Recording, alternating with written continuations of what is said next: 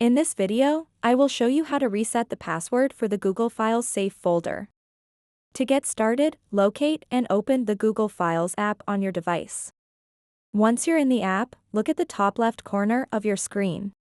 You'll see 3 horizontal lines, tap on them. This will bring up a menu with various options.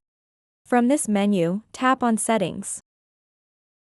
Next, scroll all the way down again until you see Safe folder. Tap on it.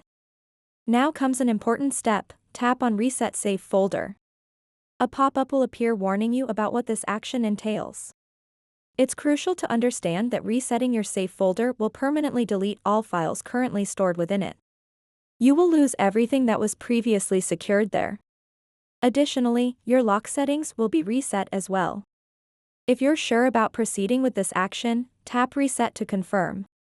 Remember, once confirmed, there's no going back. So that wraps up this tutorial. If you have any questions about this whole process, please let me know in the comments section below. And if this video helped you out, please give it a big thumbs up and subscribe to this channel for more tutorial videos like this one. Thank you so much for watching and have a good day.